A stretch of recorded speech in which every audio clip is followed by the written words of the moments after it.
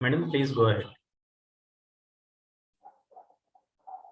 Vakratunda Mahakaya Surya Koti Samaprabha Nirvignam Kurume Deva Sarvakaryeshu Sarvada Saraswati Namastubhyam Varade Kamarupini Vidyarambam Karishyami Siddhir Bhavatu Me Sada Ya Devi Stuyate Nityam Vibhudair Veda Parakaihi Same Vasatu Jihvagre Brahma Rupa Saraswati Sada Shiva Samarambham Shankaracharya Madhyamam Asmadacharya Paryantam Vande Guru Paramparam Shruti Smriti Purananam Alayam Karunalayam Namami Bhagavatpadam Shankaram Loka Shankaram Gurur Brahma Gurur Vishnu Gurur Devo Maheshwaraha Guru Sakshat Parabrahma Tasmai Shri Gurave Namaha.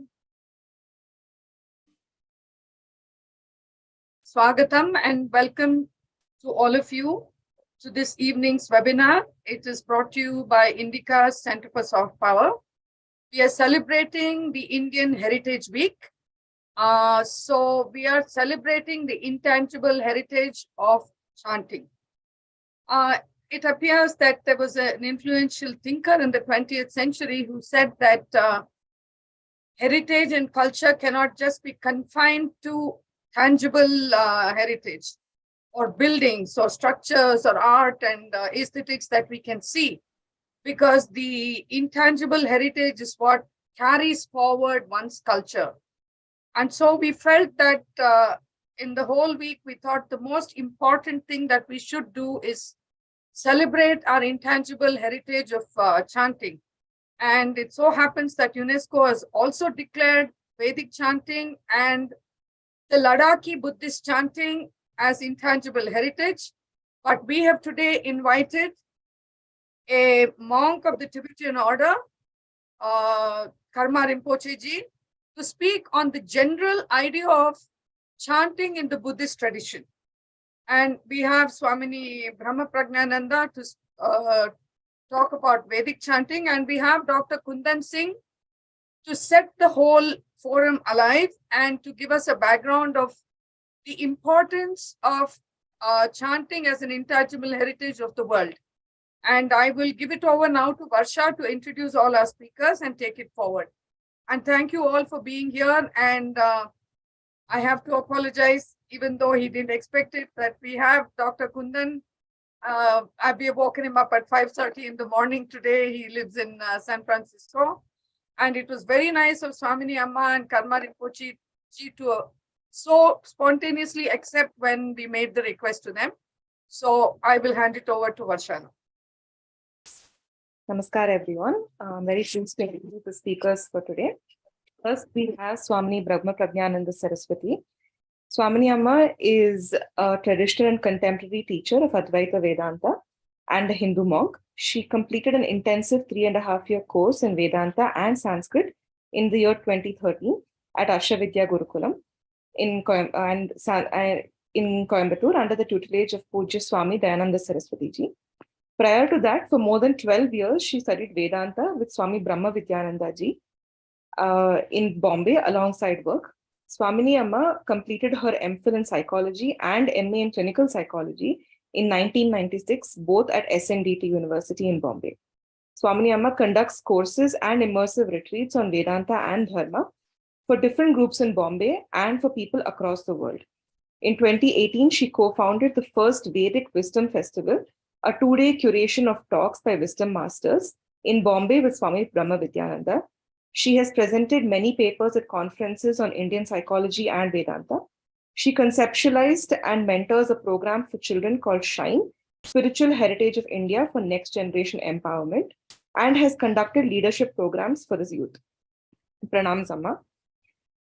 Our second speaker for the day is Ogyen Samten Lingpa Karma Rinpoche ji.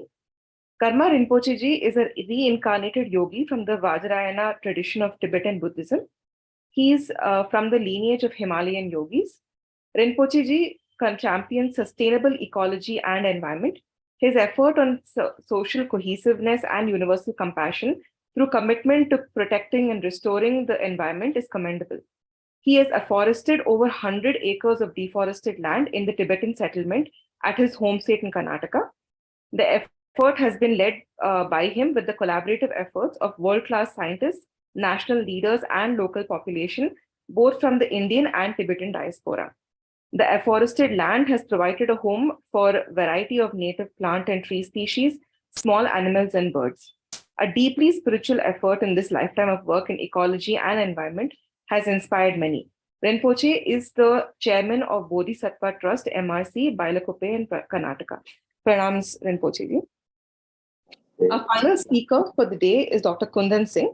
Dr. Kundan Singh is a faculty at Sophia University, Palo Alto, California, and vice president of the Cultural Integration Fellowship, San Francisco. He has authored a book titled The Evolution of Integral Yoga, Sri Aurobindo, Sri Ramakrishna, and Swami Vivekananda, and several book chapters and edited works such as Beyond Mind, The Future of Psychology as Science, Beyond Postmodernism Towards the Future, and so on. He has lectured extensively in the San Francisco Bay Area and has made several paper presentations at conferences in the United States and in India. Some of the recent ones are Colonialism and the Aryan Invasion Migration Theory, Sri Aurobindo's Invalidation of the Aryan Invasion Theory, Decolonizing the Indian Mind for the Study of Dharma, and Addressing Post-Colonial Studies from the Perspective of Integral Studies. He is the Vice President of the Cultural Integration Fellowship, an institution in San Francisco, inspired by the teachings of Sri Aurobindo and the Mother. He has also taught as a visiting faculty at the Graduate Theological Union and the California Institute of Integral Studies. A very warm welcome to you, Dr. Kundan. With that, I hand over the session to you. Thank you.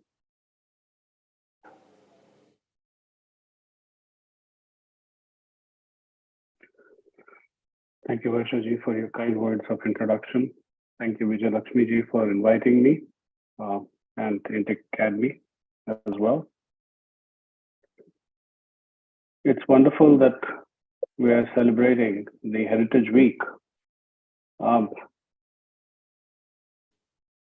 I have a gentle disagreement with the word intangible, because I think that this tradition of ours is very, very tangible.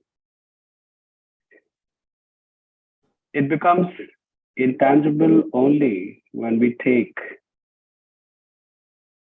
the material reality as the only reality, or if we privilege the material reality over all other realities.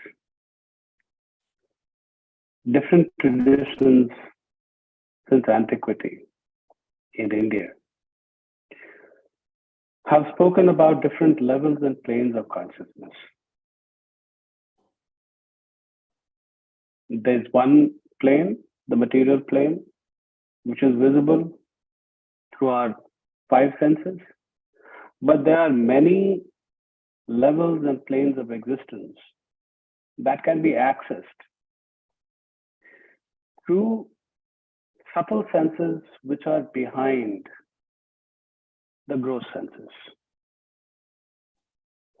And that reality which is behind the gross senses is far more important in our tradition than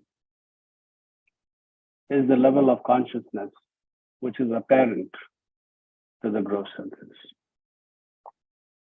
And therefore, our entire tradition is all about refining states of consciousness, refining the organs of perception,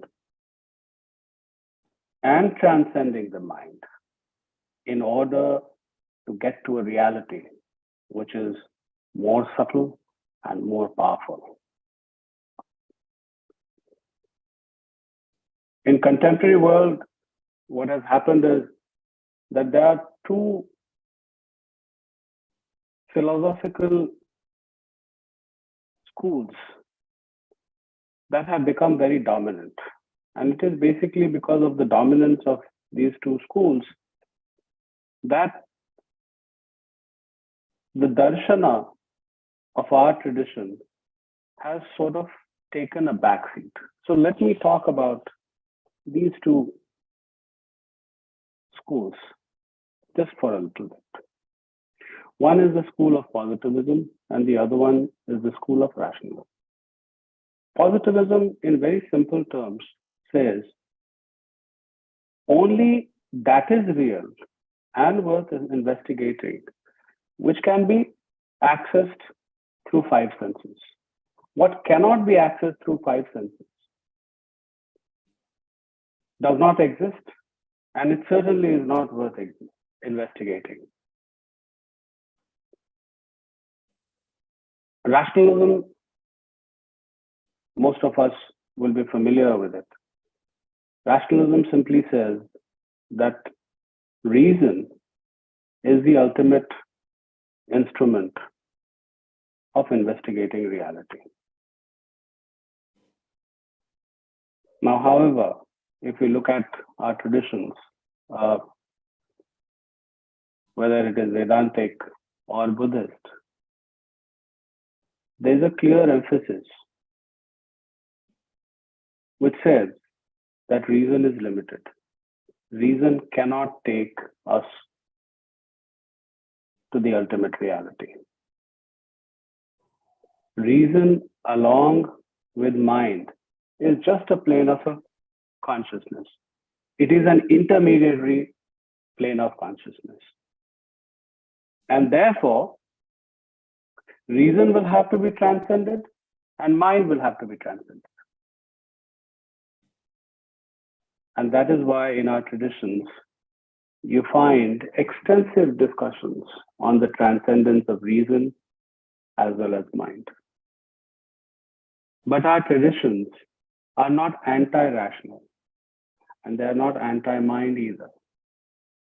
They transcend and integrate reason. What do I mean by that? The traditions recognize the limitations of mind and reason. But at the same time, they also say that mind and reason will be very helpful in articulating the reality which gets accessed by transcending the mind and reason.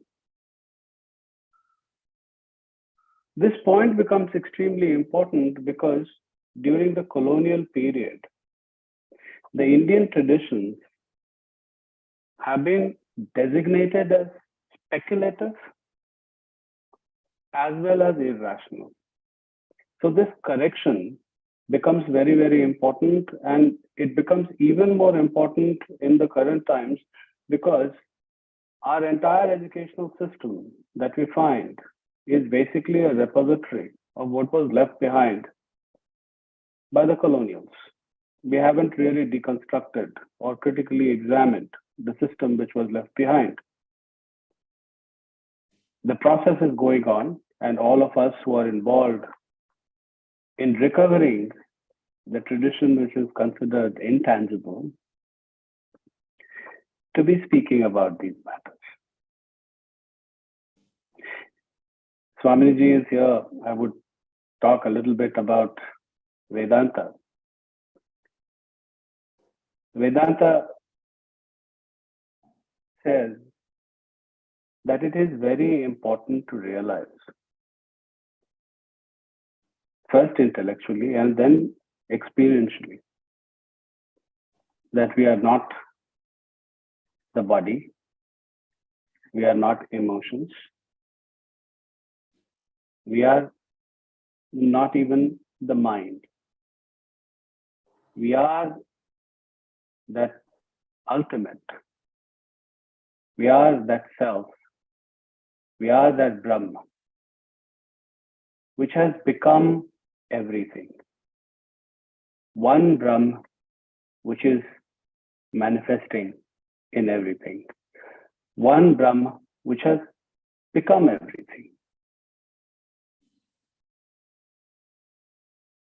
The Mundaka Upanishad gives a metaphor.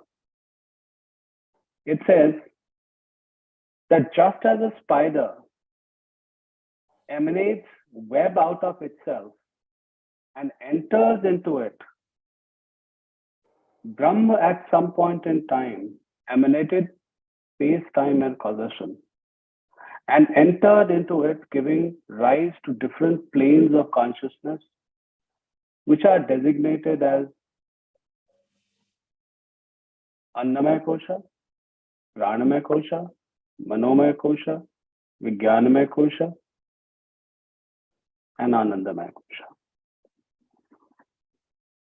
At the lower levels of existence, what happens is that human beings or jivas get identified with the lower planes of consciousness. And at some point in time, the separation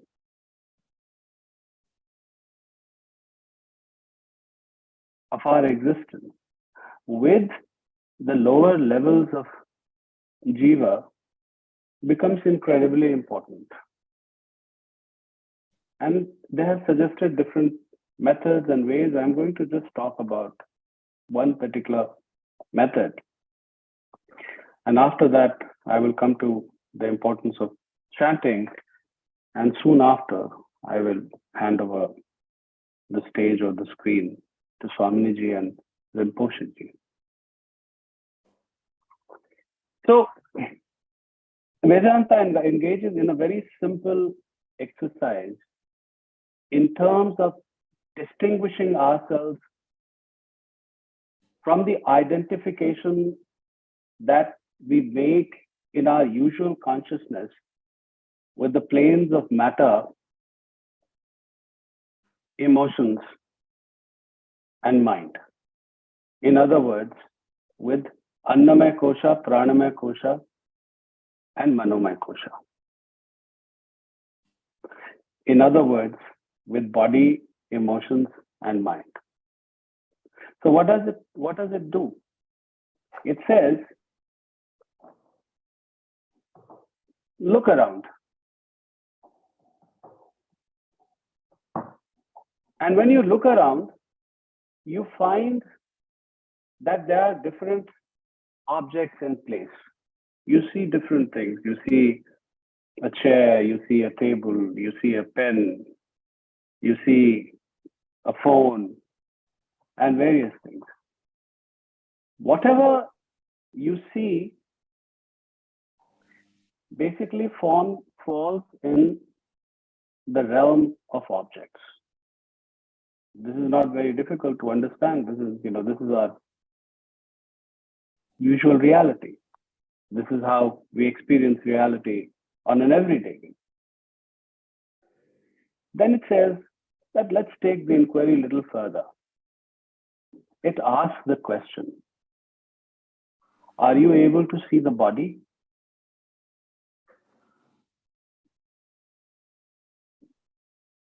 You say, of course, I can see my body.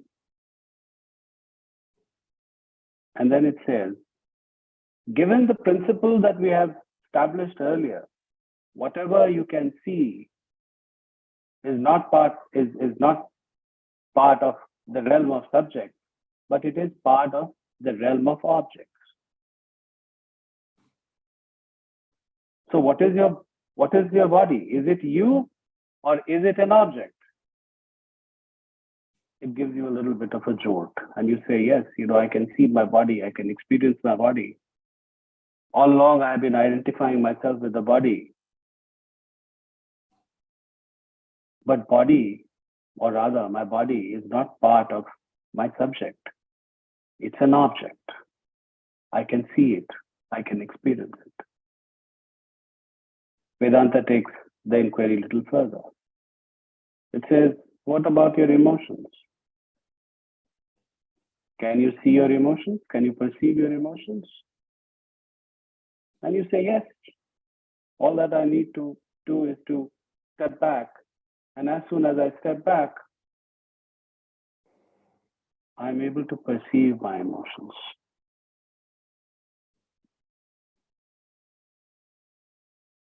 Vedanta then posits this question. Your emotions with which you have been identifying yourself for so long, are they part of you as subject or do they lie in the realm of objects?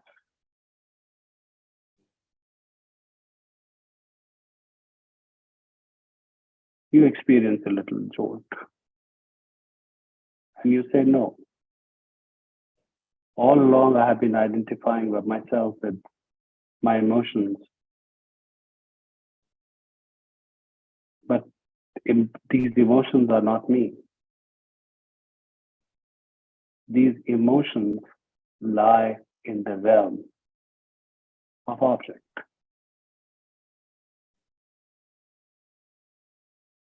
Vedanta takes the inquiry a little further. It asks you this question: what about your mind? What about your thoughts? And then you say, yes, I can observe my thoughts. I can perceive my thoughts. All that I need to do is basically step further aside, and I will be able to experience or perceive my thoughts. I will be able to see my thoughts.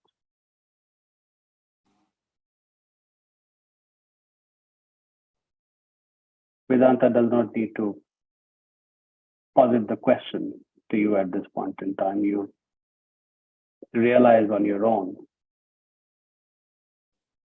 that even your mind or your thoughts are not part of your subjective self.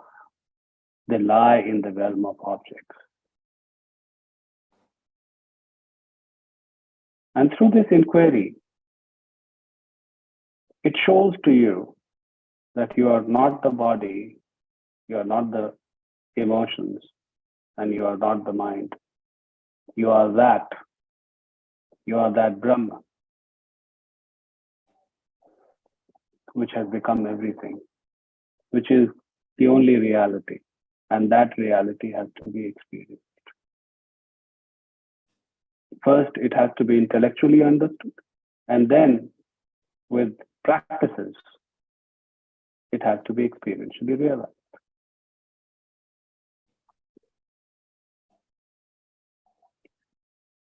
So with this small introduction, basically, what I wanted to point out was that there are many layers and levels of awareness and consciousness that are not visible to the ordinary eye, and they cannot be accessed through five senses. But they are incredibly real, and the reality of that truth becomes visible. And I'm emphasizing the word visible to yogis in higher states of consciousness. And in these higher states of consciousness, mantras are revealed to the yogis. The yogis see the mantras. And that is the reason the yogis in our tradition are called drashtas. They are not speculative thinkers. They have not thought through philosophy through which they have propagated or propounded their darshana systems. They have seen things, they have experienced things. They have experienced these things, as Sri Aurobindo would say, concrete reality of a different kind. And it is in these experiences that the mantras are revealed, and these are the mantras that we chant. And as we chant these mantras, it has its effects on our sense organs, and it also leads to stillness of mind and eventually the transcendence of mind. Through chanting, we basically prepare ourselves to see and experience deeper dimensions of reality. with those words, I would hand over the screen to Swaminiji. Thank you very much for giving me the opportunity to open the stage for our discussion today. Namaskar.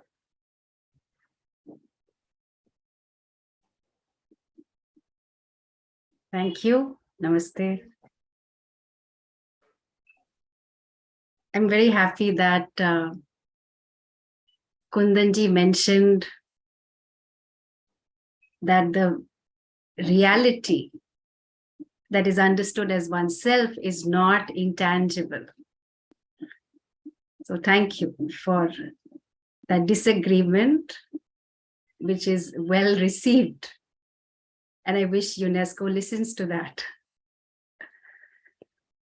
So when we look at chanting in the Vedic tradition,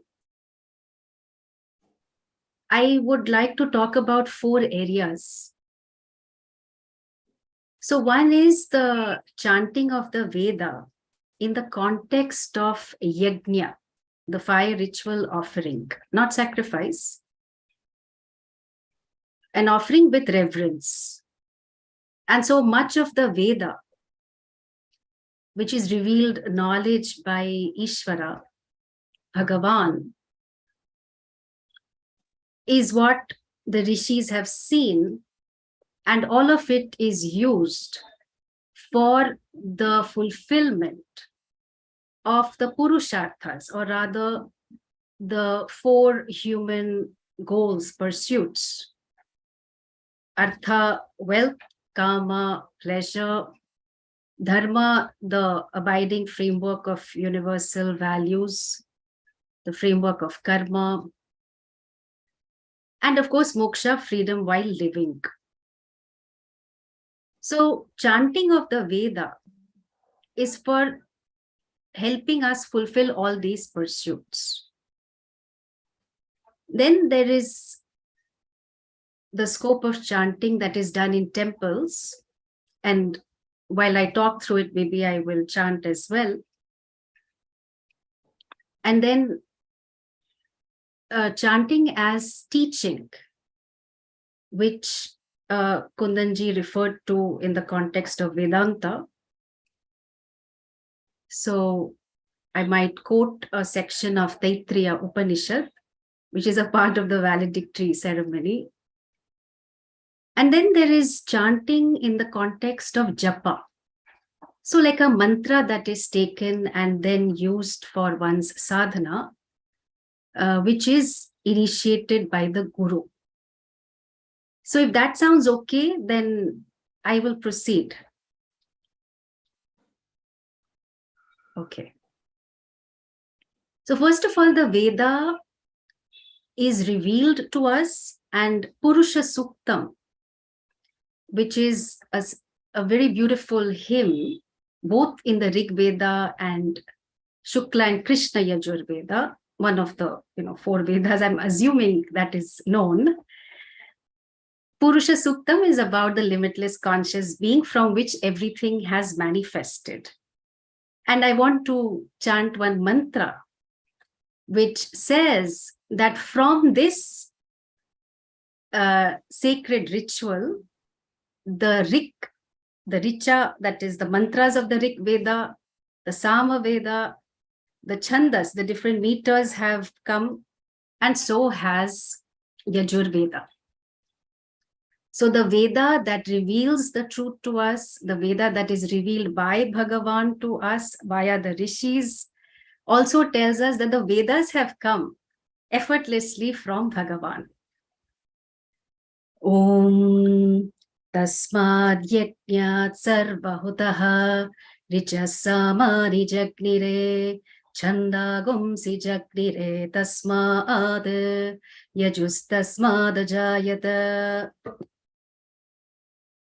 All of the Vedas have come from Bhagavan, Purusha, the limitless conscious being. Vedas are anadi, they are beginningless, and only from the unmanifest, the manifest comes.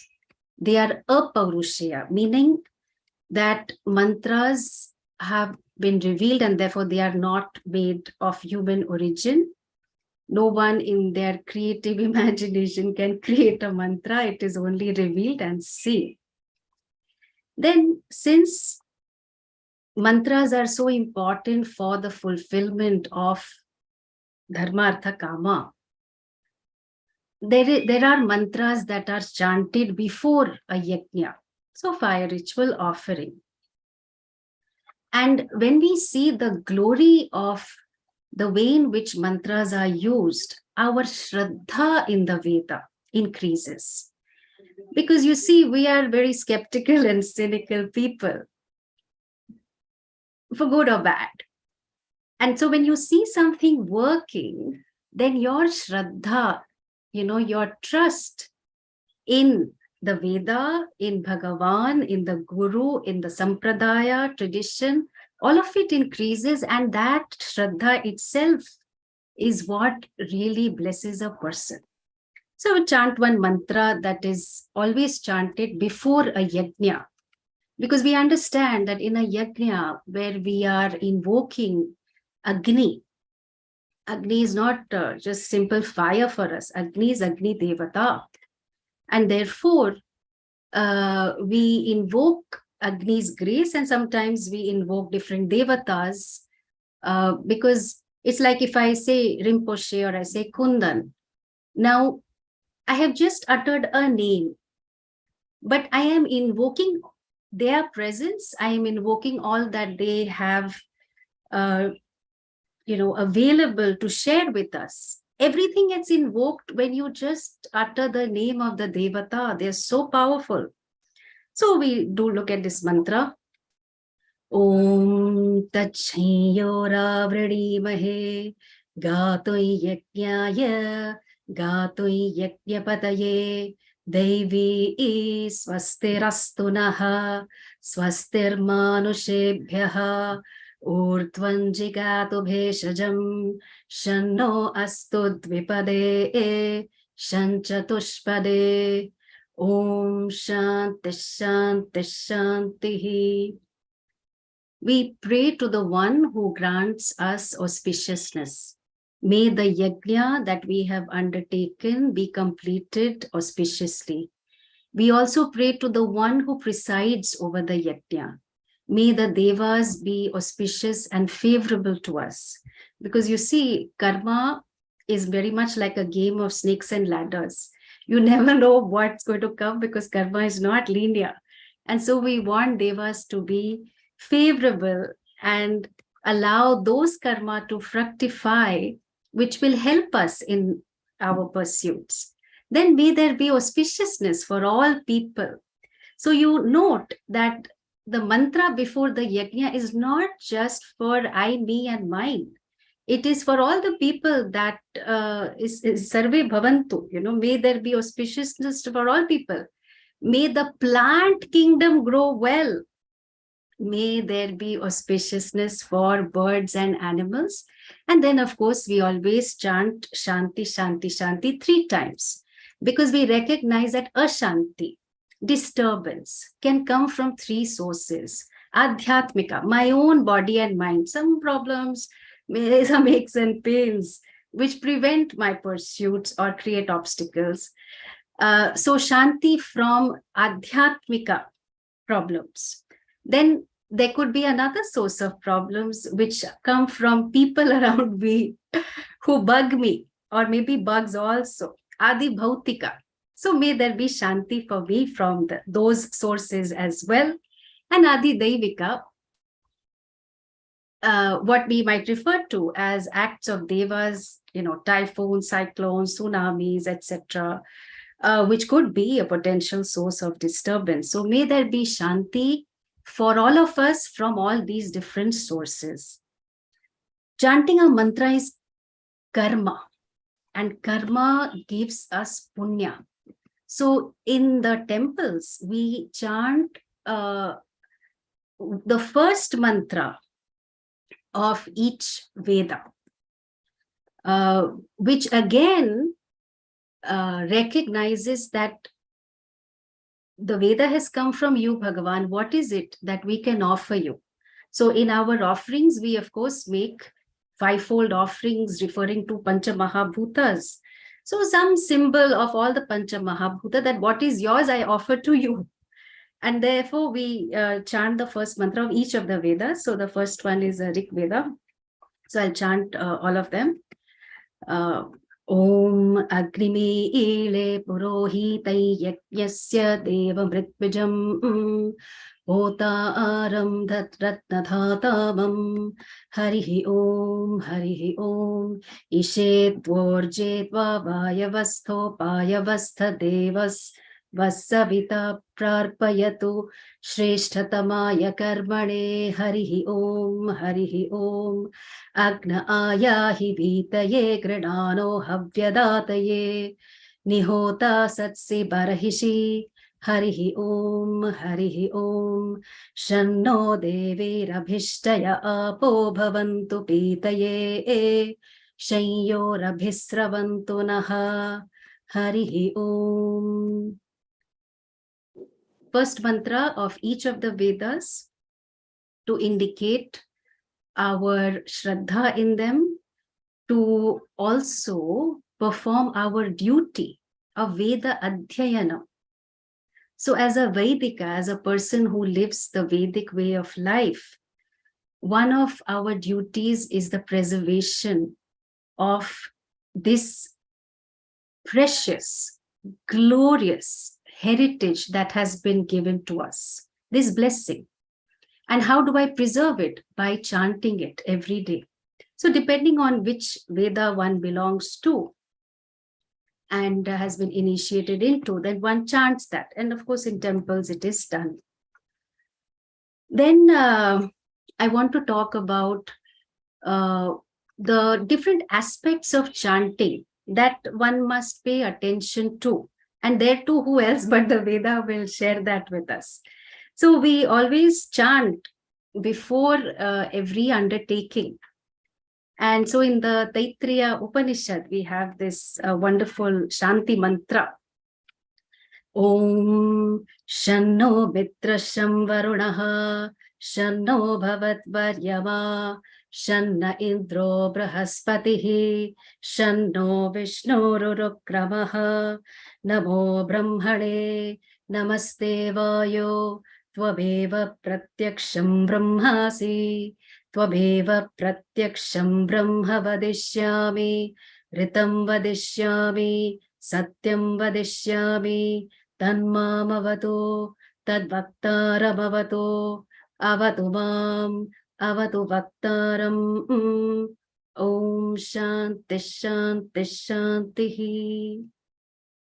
So the opening mantra of Taittiriya Upanishad, Taittiriya Samhita, means that may Mitra, the deity of the sun, or the sun deity, be auspicious to us. May Varuna, the deity of the waters, may Aryama, the lord of the Pitras, may all of them be auspicious to us. May Indra, the king of the gods, may Brahaspati, the guru of the Devas, may Vishnu, may Urukrama, Vamana of long strides be auspicious to us.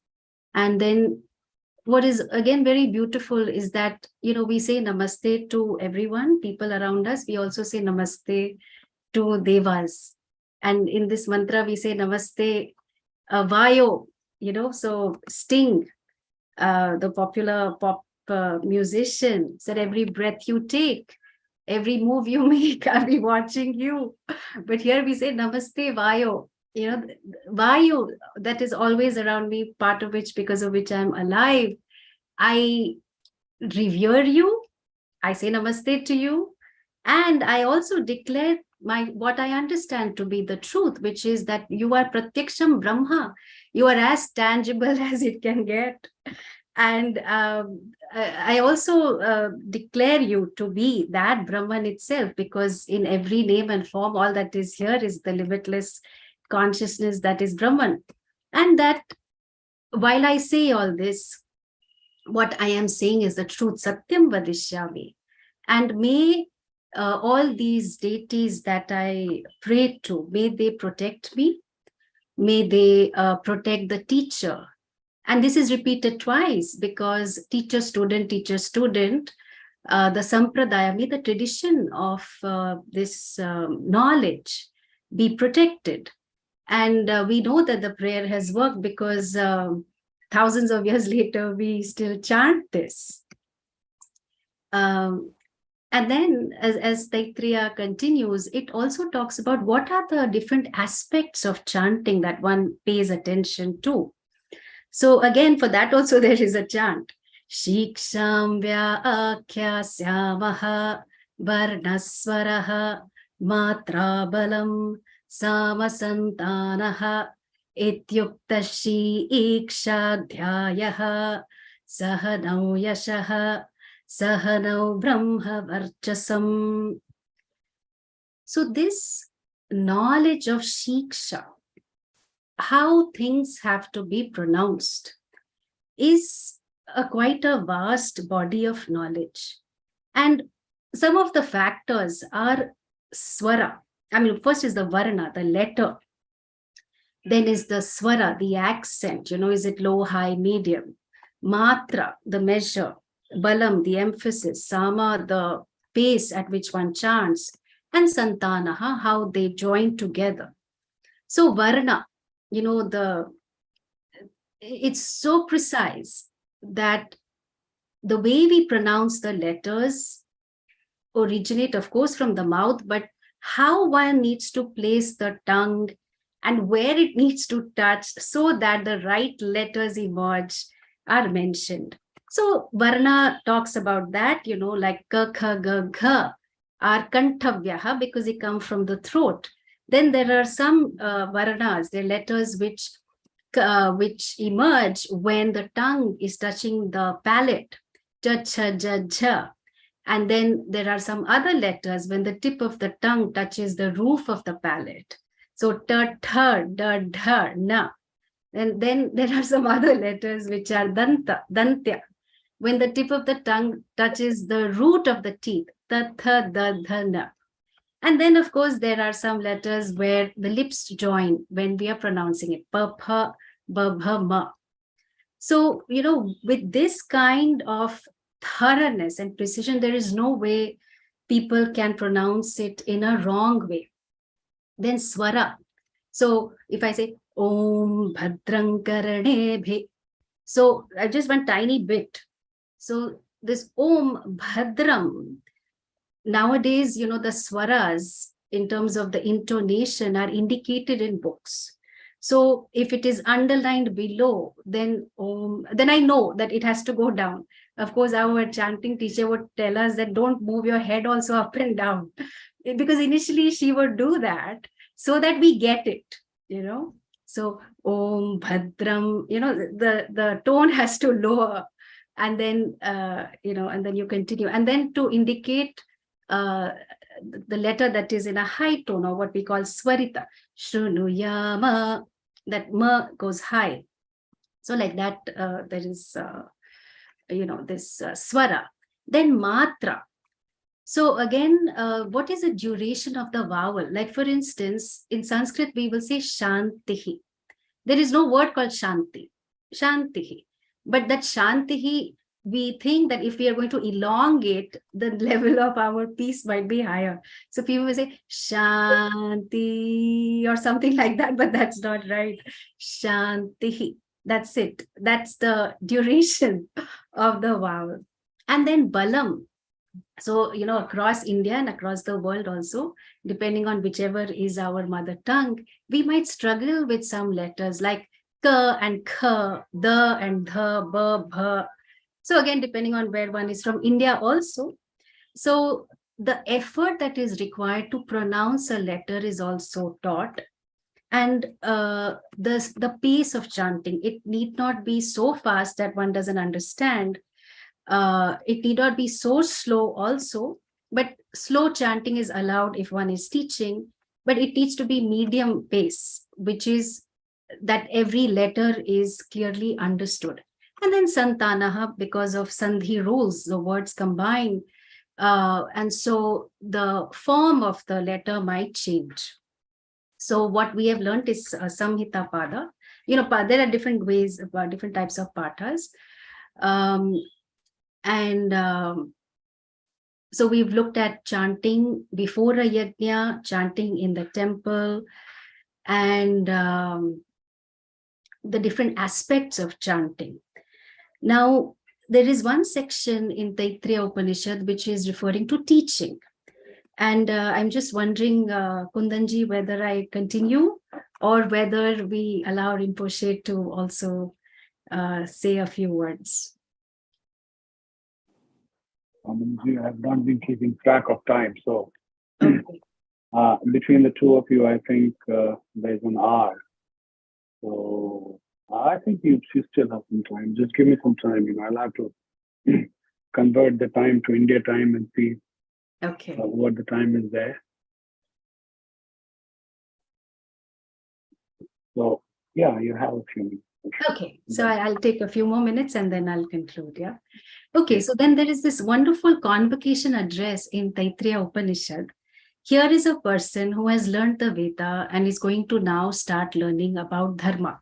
When we say learn the Veda, memorized and repeats for preserving it. Because Veda Adhyayanam is important in terms of us honoring the heritage we have received, as well as Mimamsa, as well as the analysis, that only when one has it in one's mind, then one can go back and forth and analyze it accordingly. So the teacher gives a very, very beautiful, profound convocation address to this young person. So the chant is Vedamanuchyacharyo ante vasinamanushaaste satyam vada dharmam chara swadhyaya anma pramadaha acharyaya priyam dhanamahritya prajatantum ma vyavachetsi. So having taught the Vedas, the teacher instructs the student, speak the truth. Now this part, of course, we have heard it as children, speak the truth, it all comes from the Veda, Satyam Vada, and follow Dharma. And this Swadhyaya, the study of the Shastra, may you never be indifferent or may you never deviate from it, because it will only bless you. And after offering the desired wealth to the teacher in the form of Guru Dakshina, may you not break the family lineage. So rather that may you marry and have children. Then what else must the recently graduated student do? Satyanna pramaditavyam, dharmanna pramaditavyam, kushalanna pramaditavyam, bhutyaina pramaditavyam, swadhyaya pravachanabhyanna pramaditavyam, deva pitrakaryabhyam na pramaditavyam. So pramaditavyam, may you not deviate from that truth. May you not deviate from dharma. May you never deviate from your own well-being. May you not deviate from sacred karma. May you never deviate from the learning and the teaching of the scriptures. May you not deviate from the worship of devas and our ancestors. And then again, words that are perhaps very familiar to us. Matra devo bhava, pitra devo bhava, acharya devo bhava, atithi devo bhava. So may mother, it doesn't say your mother, may mother, could say all mothers, or may one's own mother be a deva to you. May you grow into a person for whom your mother is a deva. May the father be a deva to you. May you grow into a person for whom the father is the deva. May the acharya be a deva to you. May the atithi be a deva to you. The tagline of incredible India, Atithi Devo Bhava, comes from here, the Taittiriya Upanishad Samhita. Then a few more things. Yanyanavadyani karmani, tani sevitavyani, no itarani, yanyasmakagum sucharitani, tani tvayopasyani, no itarani, ye ke chasmacheya gumso brahmanaha tesham tvayasanena prashvasitavyam. So the different karma that you do may it not be unbecoming, and may you only do karma that is noble, that is beneficial to everyone. When seniors, elders are talking in your presence, then it says, may you not even breathe. Breathe means may you hold your breath, as we say. May you be quiet. May you absorb. May you assimilate wisdom. Then when it comes to giving, how should one give of money, time, effort, attention, resources? Of course, earlier it was cattle, elephants, gold, and so on. Now it may be crypto, although that is suspect, but still. Shraddhaya deyam, ashraddhaya deyam, shriya deyam, riya deyam, dhiya deyam, samvida deyam, atha yadi te karma vichikitsa va vritta vichikitsa va vasyat. So whenever anything is to be given, give it with shraddha, give it with respect for the one who is receiving it. And whatever there is, whatever charity, I don't particularly like the word, but we just use it for now, it should not be given with disrespect. When things are given, may you give in plenty. May you give with humility. May there be concern and care that comes along with the giving. May the giving come along with a certain understanding. And just in case, which is often the case, there is a doubt about a particular course of action regarding the conduct in life, then what should be done?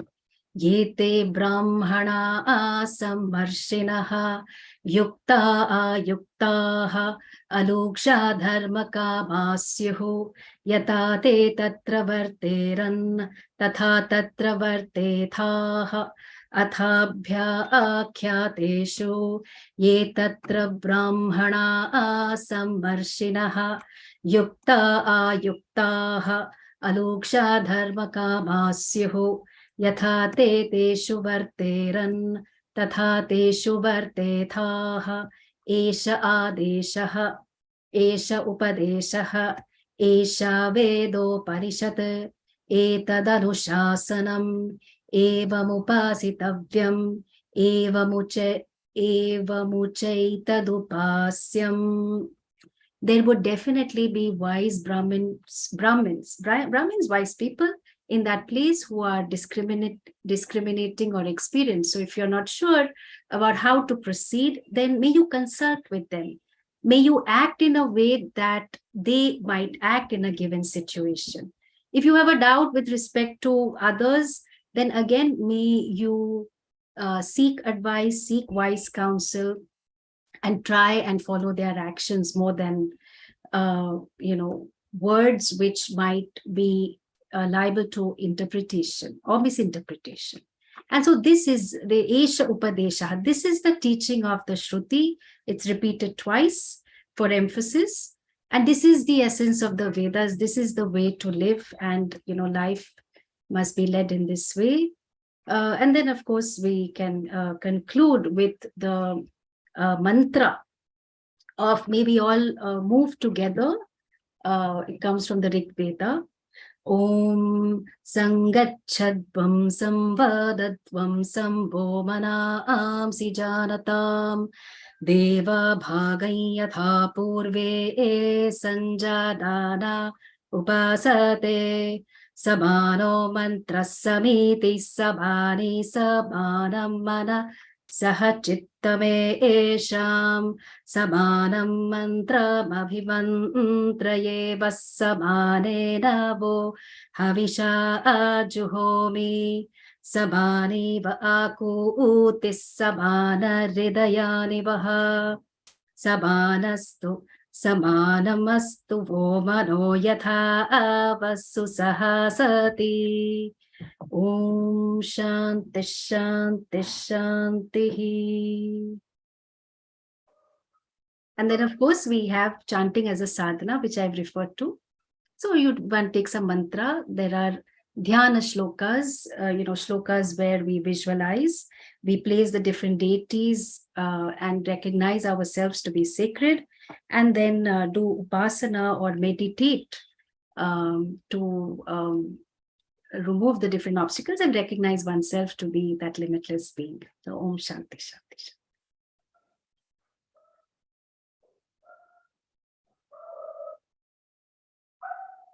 Thank you very much, Swamiji, for your kind presentation.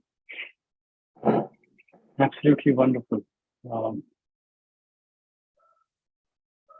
still absorbing the chant.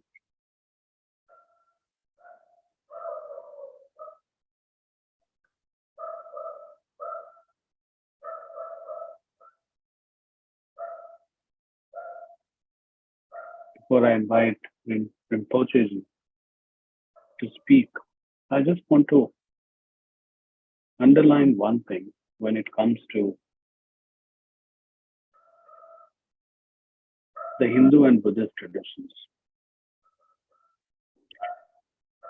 The impact of colonialism on India has been such that people have increasingly forgotten that Lord Buddha is considered the ninth avatar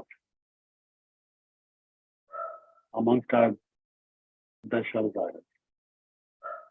How did this happen? Most of us have started talking about these traditions, separate traditions. Whereas Bhagavan Buddha himself is considered the ninth avatar. This is something to reflect upon and contemplate these things. And with that brief remark, I would invite Rinpoche to make his presentation. Rinpoche, over to you.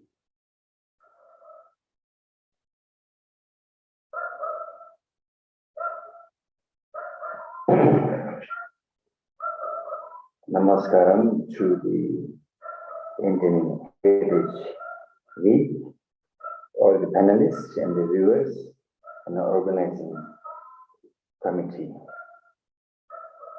It is a great honor to have opportunity to work and dedicate and surrender from the centuries by the Himalayan yogis, which the culture has connected to the ancient Indian heritage. In our case, now the ancient Indian heritage is extremely important, not only centuries back, but today's century, 21st century also. And the 22nd century to come, the Indian heritage is a very, very important. The evident, you can see 2000, nearly 600 years back,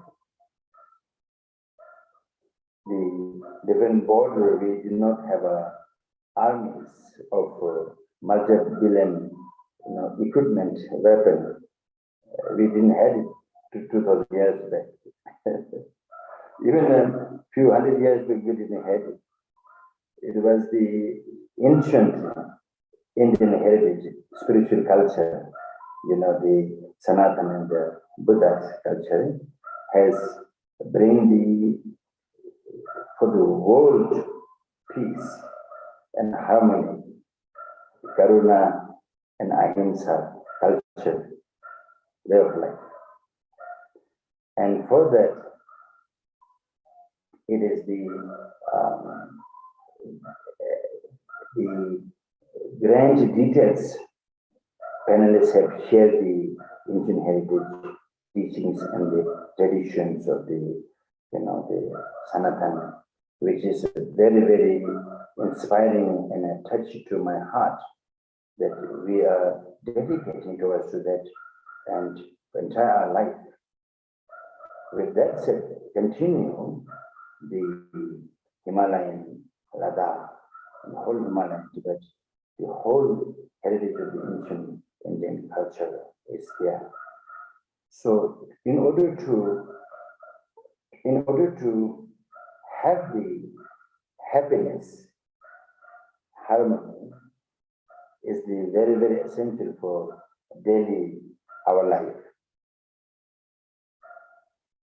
Everyone is seeking happiness, healthy, harmony. Due to the mother's blessing, when we took the birth from the mother's motherhood, we took the birth, we were purely divine, blessed soul. We know, we have a memory of how mothers loving us, compassion, ultimate compassion to us. We have all the memories of the mother's loving, caring experiences. And we, through the journey of our life, as we grow and take the journey on the karma path, then we develop the emotion,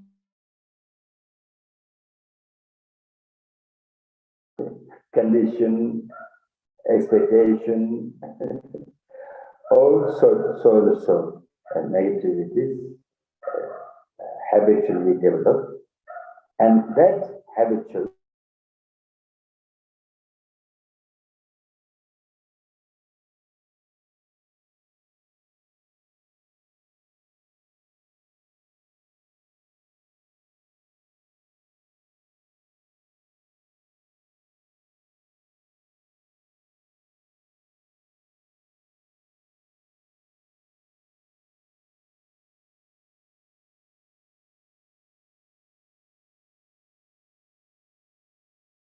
Have we lost the connection?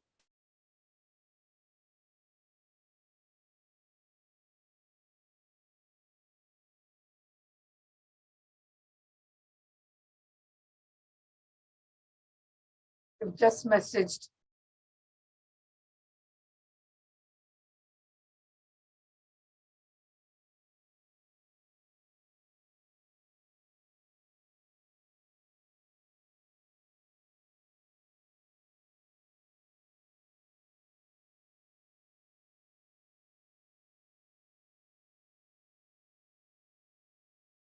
Karmaji, you have to unmute.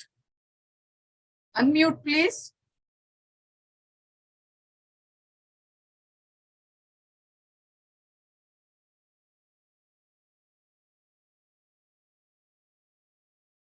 And Poshaji, you would want to unmute yourself.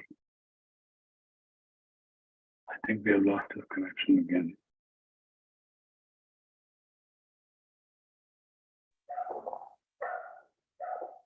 hello. Who is no response? Hello. Huh?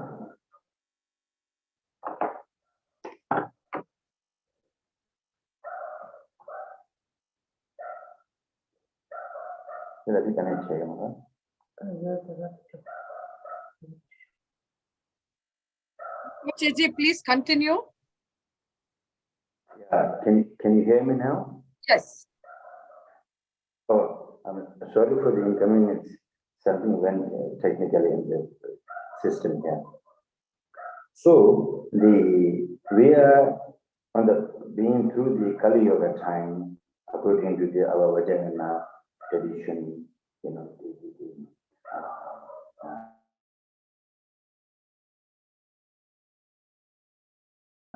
belief, and comes.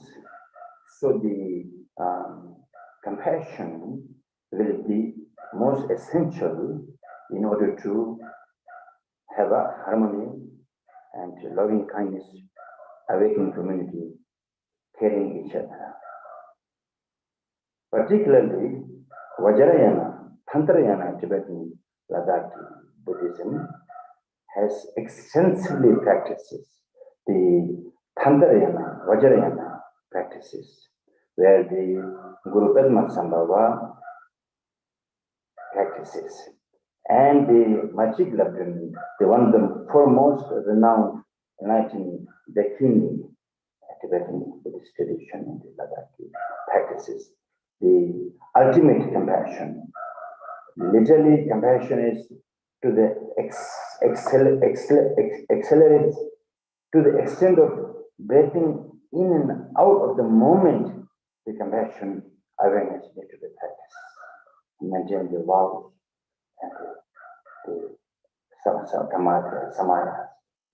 So, with this context today, let me dedicate 3 mantra prayers to the viewers together, and that will be able to cultivate our compassion and compassion and compassion.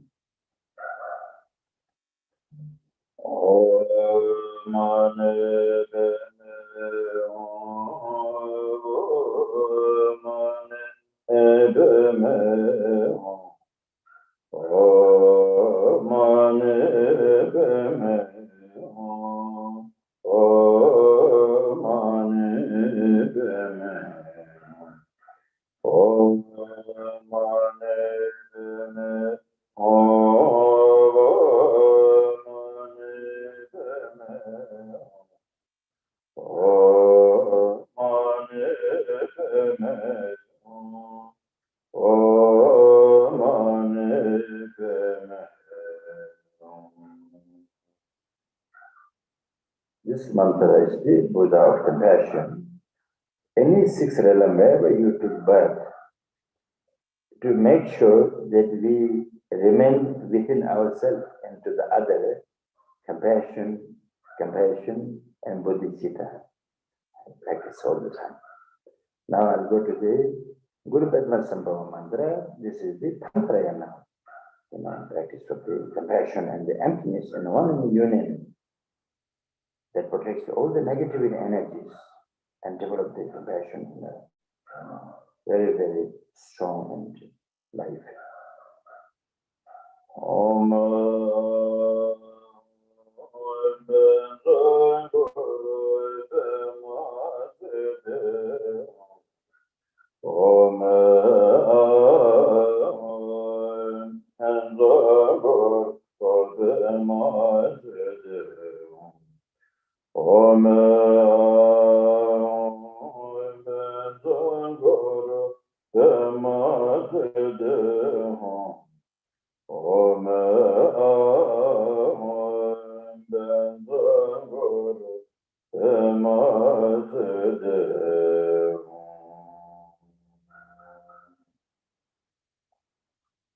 The third chanting will be the magic lagoon, the foremost Dakini, female enlightened Dakini, which entire Himalaya, Ladakh region practices. And this is the practice the yogis and yoginis will be practicing in centuries, non-stop even now on the Himalaya mountains and caves.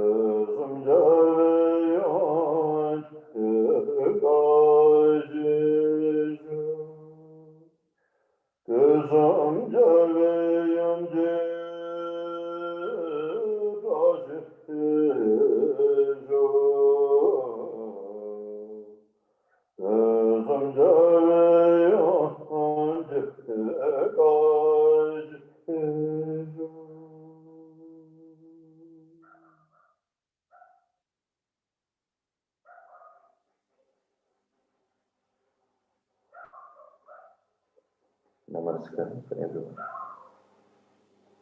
Thank you.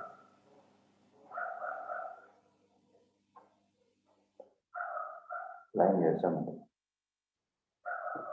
Can you hear me? Can you hear me? Yes, yes. Yes, Rinpoche, your chanting had the desired effect. Namaste, sir. Namaste to everybody. Thank you once again. Thank you very much. Thank you very much for your presentation.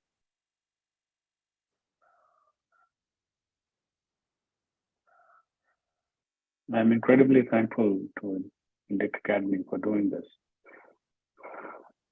This is very important for the recovery of the tradition. And the tradition, incidentally and unfortunately, was under assault. It certainly has been suppressed. I think it is important that we recognize this. So even as we practice our own spirituality, our own sadhana, it is incredibly important to realize what has happened to in the past. And in this process, I think many different kinds of efforts are involved and important. Even among the three of us, I see that there are certain people like me who have to clear the ground, bring contemporary discourse, clear the web or clear the, I won't say the jungle or the forest, most certainly not. I would say clear the web in order for the tradition to re-emerge, tradition which has been suppressed. People say, how much the world needs to change. And I think in order for the world to change, it will be very important that our consciousness changes. How we walk this earth changes. How we relate to one another changes. And in this brief time that we spent amongst ourselves, it becomes very clear that even a few moments of chanting, a few moments of going inside, invoking the divinity with which the mantras have been associated, brings a tremendous degree of transformation and change. So Swaminiji, I was wondering if you would want to add more to what you said about chanting, and maybe how, people who have moved away from the tradition can go back to the tradition and start doing things in a small measure. And after you're done, I would request Rinpoche to address the same question or query, if you will. Yeah, for the contemporary world, just like we have, pop music and rock and rap and different genres, for someone new, listening to some kirtan, and there are people from the West like Krishna Das, Janvi Harrison, and so on, who do devotional chants. I mean, they sing, there are melodies, there are stotrams, and they have a lovely beat and a rhythm. So that could be a very good beginning, because one just needs to get familiar with it. And these melodies and stotrams, which one can easily learn off a YouTube video, not the specialized chanting. It's just something you can sing along. Like some of our children, they walk, talk, and then they are singing some melody.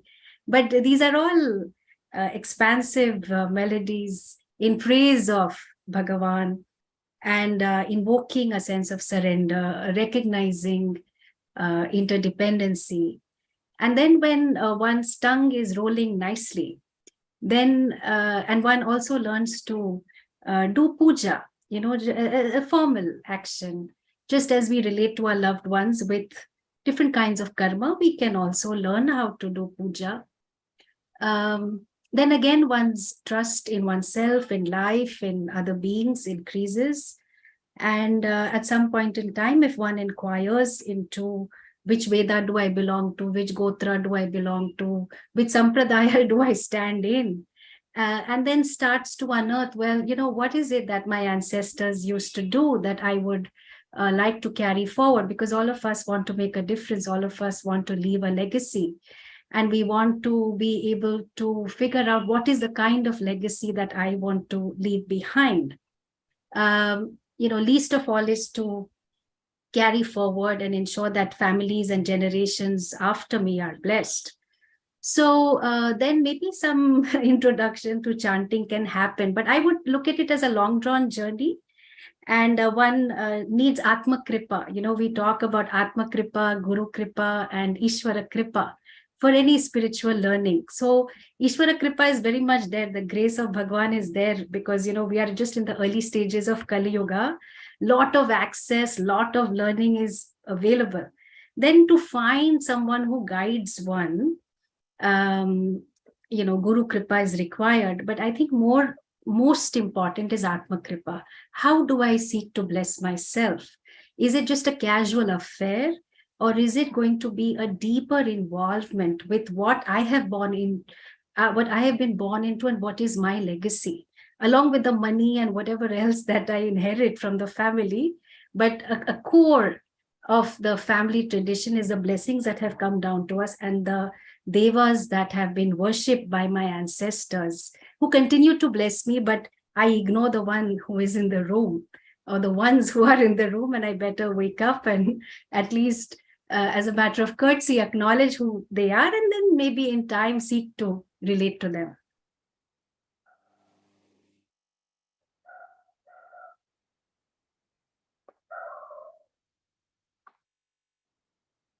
Thank you, Swamini-ji.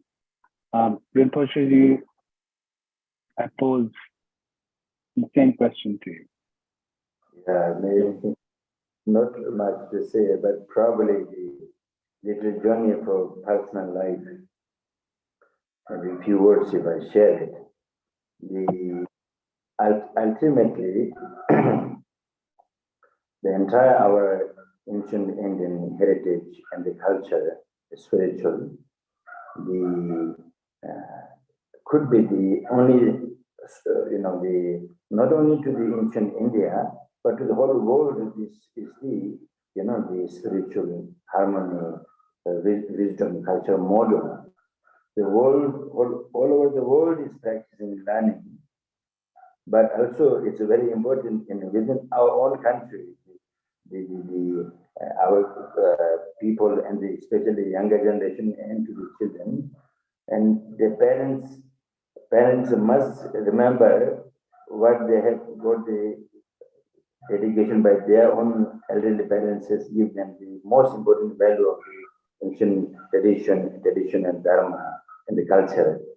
Today's parents are overwhelmed with the many different programs, so they do forget to remember the ancient our culture, to give the value to the children will be one of the most important, as earlier panelist she has said it. So, and this is, I think, very, very important to preserve the ancient Indian culture and heritage, values for the younger parents to the children, and together the unconditional, whatever we do, the chanting and the good deed from our mind. It is also important to remember in where we grow is to have three excellent intention together. That is before we even start this, we are doing this chanting in order to overcome the suffering for oneself, all the sentient beings together. For this purpose, I'm going to chant. First excellent intention. And the second excellent intention is, while chanting any particular deity, so we chant with the ultimately, concentration or the visualization with the complete unconditional bhakti together, dedicate. So the third excellent intention is the dedication of the virtue of unmeasurable virtue they have now practiced. And that virtue will be shared to our Atma, the entire sentient beings to benefit and awaken also from the suffering. To dedicate it, chanting and prayers and good deeds of anything you do. So three excellent motivation, developing, preserving the ancient culture, and younger parents to reinforce, to give the value of our ancient tradition of Indian heritage to younger generation. Very, very important, possible.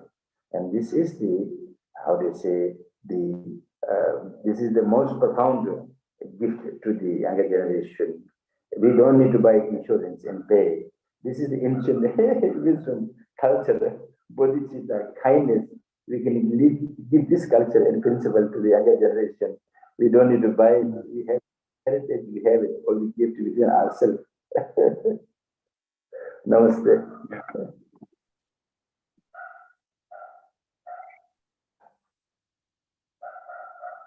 I think this was really a wonderful exposition by everybody, and it is really important that we pass on the tradition of chanting to our next generation. So I do agree with what Dr. Kundan said, that this is absolutely tangible. It's not intangible, but I guess today, unless you can see it and touch it, people think that it's intangible. So I will now let Varsha. I made that statement non-seriously, Vijay Lakshmi. Seriously, non-seriously. I should say it that way. Just operating in paradoxes, Varsha, Yes, Auntie. you can do the honors of the vote of thanks. Thank you everyone for such a wonderful session. Auntie, every time Vijay Lakshmi Auntie and I have chat, she always stresses the importance of chanting to me. And that is something that I've started after my wedding more vehemently. So I thank each and every one of you who has spoken today for a wonderful, wonderful session. And I'm sure even the audience have enjoyed the session today. To more such webinars on such topics. Thank you so much, Dr. Kundan, for being here at such an early time in the morning for you. And Pranam Swamini Amma and Rinpoche Ji for being here with us today. With that, we close the session. Auntie? We'll just end with the Sarve Bhavantu, since we're all talking about chanting. Yes. Om Sarve Bhavantu Sukhinah. Sarve Santu Niramayaha. Sarve Bhadrani Pashyantu. Ma Kaschid Dukkha Bhag Bhavet. Om Asatoma Sadgamaya. Tamasorma Jyotirgamaya. Mrityorma Amritangamaya. Om Purnamada Purnamidam. Purnat Purnamudachyate. Purnasya Purnamadaya. Purnameva Vasishyate. Om Shanti Shanti Shanti. Hari Om Shri Gurubhyo Namaha. Hari Om.